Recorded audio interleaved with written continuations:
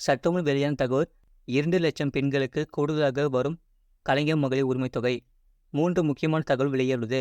அது என்ன சார் பார்க்க போகிறோம்? நீ நம்ம சேனல் சப்ஸ்கிரைப் பண்ணாமல் இருந்தீங்கன்னா மறக்காமல் லைக் பண்ணிக்கோங்க, சப்ஸ்கிரைப் பண்ணிக்கோங்க. வாங்க வீட்டுக்குள்ள போகலாம். தமிழ்நாடு முழுக்க புதிய ரேஷன் கார்டு வழங்கும் பணி தொடங்க உள்ளது. புதிய ரேஷன் கார்டுகள் அடுத்த மாதம் முதல் வழங்கப்படும் என தமிழ்நாடு அரசு அறிவிப்பு வெளியிட்டுள்ளது. இதில் குடும்ப தலைவி ஆகும் பெண்களுக்கு மகளிர் உரிமைத் தொகை எப்போது வழங்கப்படும் என்ற எதிர்பார்ப்பு எழுந்துள்ளது. நாடாளுமன்ற தேர்தல் காரணமாக புதிய கார்டுகள் வழங்கும் பணிகள் நிறுத்தி வைக்கப்பட்டிருந்தது. புதிதாக ரேஷன் கார்டுகள் கேட்டு 2.8 லட்சம் பேர் விண்ணப்பம் செய்துள்ளனர். இந்த பணிகளை விரைந்து முடிக்க தமிழ்நாடு அரசு நுகர்பொருள் வாணிப கழகம் முடிவு செய்துள்ளது. இதன்படி புதிதாக 2.8 லட்சம் புதிய ரேஷன் அட்டை வழங்கும் பணி தொடங்கியுள்ளது. புதிய ரேஷன் அட்டை கோரி இதுவரை 2.8 லட்சம் பேர் விண்ணப்பித்துள்ளனர். மக்களவைத் தேர்தல் காரணமாக புதிய ரேஷன் அட்டை வழங்கும் பணி நிறுத்தி வைக்கப்பட்டிருந்தது. மக்களவைத் தேர்தல் முடிந்த நிலையில் புதிய ரேஷன் அட்டை வழங்கும் பணி தொடங்கப்பட்டுள்ளது என்று உணவுப் பொருள் வழங்கல் துறை தெரிவித்துள்ளது. இனிமேல் தினமும் புதிய ரேஷன் அட்டைகள் வழங்கப்படும். தமிழ்நாடு முழுக்க புதிய ரேஷன் கார்டு வழங்கும் பணி தொடங்க உள்ளது. புதிய ரேஷன் கார்டுகள் அடுத்த மாதம் முதல் வழங்கப்படும் என தமிழ்நாடு அரசு அறிவிப்பு வெளியிட்டுள்ளது. மகளிர் உரிமைத் தொகை திட்டம் விரிவாக்கம் செய்யப்பட்டு உள்ளது. இந்த திட்டத்தின் விரிவாக்கத்திற்கு பின்பும் நீங்கள் அதில் தேர்வு செய்யப்படவில்லை என்றால் அதற்கு முக்கியமான சில காரணங்கள் உள்ளன. முன்னாள் அரசு ஊழியர்களின் மனைவிகள், கார்ப்பரேஷன் ஊழியர்களின் மனைவிகள் ஆகியோர்களுக்கு எல்லாம் இந்த திட்டத்தில் வாய்ப்பு வழங்கப்பட்டு உள்ளது.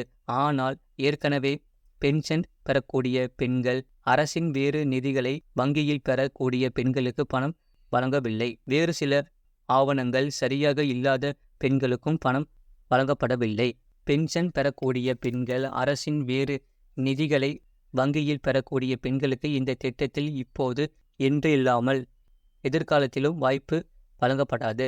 மாறாக ஆவணங்கள் சரியில்லாத பெண்கள், இனி திருமணமாகி குடும்ப தலைவியாகும் பெண்கள் ரூபாய் 1000 பெறுவதற்கு விண்ணப்பம் செய்யலாம். இப்போது செய்ய முடியாது என்றாலும் அடுத்த 4 மாதங்களுக்கு பின் திட்டத்தை விரிவாக்கம் செய்வது தொடர்பான அறிவிப்பு வெளியாகலாம் என்கிறார்கள். அப்போது விடுபட்டவர்கள் விண்ணப்பங்களை மேற்கொள்ளலாம் என்று அறிவிக்கப்பட்டுள்ளது.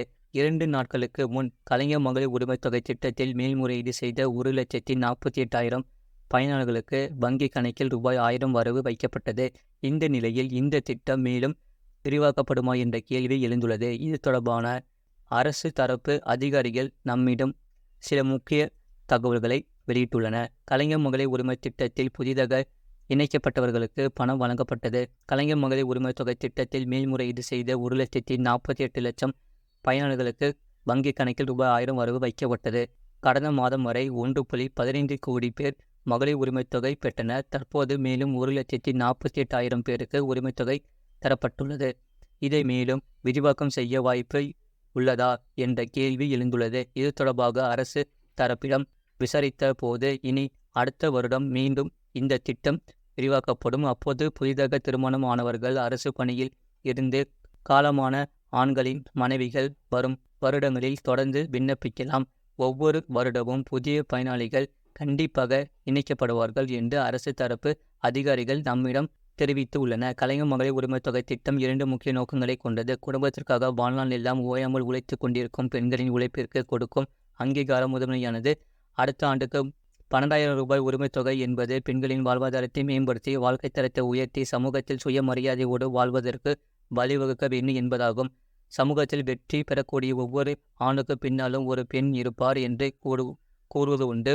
உண்மையில் ஒவ்வொரு நாளும் தன் திறனுக்கேற்ப பணிபுரிந்து பொருள் ஈட்டும் ஒவ்வொரு ஆணுக்கு பின்னாலும் அவரது தாய், சகோதரி, மனைவி, மகள் ஆகிய பெண்களின் பல மணி நேர உழைப்பு மறைந்து இருக்கிறது என்பதை யாராலும் மறக்க முடியாது. ஒவ்வொரு ஆணின் வெற்றிக்காகவும், அவரவர் குழந்தைகளின் கல்வி, உடல் நலம் காக்கவும், இந்த சமூகத்திற்காகவும் வீட்டிலும் வேலையிலும் ஒரு நாளைக்கு பல மணி நேரம் பெண்கள் உழைத்து கொண்டு இருக்கிறார்கள். இந்த உழைப்பிற்கு ஊதியம் கணக்கிடப்பட்டிருந்தால் குடும்ப சொத்துக்கள் அனைத்திலும் சமமாக பெண்கள் பெயரும் சட்டம் ஏற்றாமலே இடம் பெற்றிருக்கும். இது போன்ற செய்திகளை உடனுக்குடன் அறிந்து கொள்ள மறக்காம சேனலை சப்ஸ்கிரைப் செய்யுங்கள். மற்றவர்களுக்கு தெரியப்படுத்த ஷேர் செய்யுங்கள்.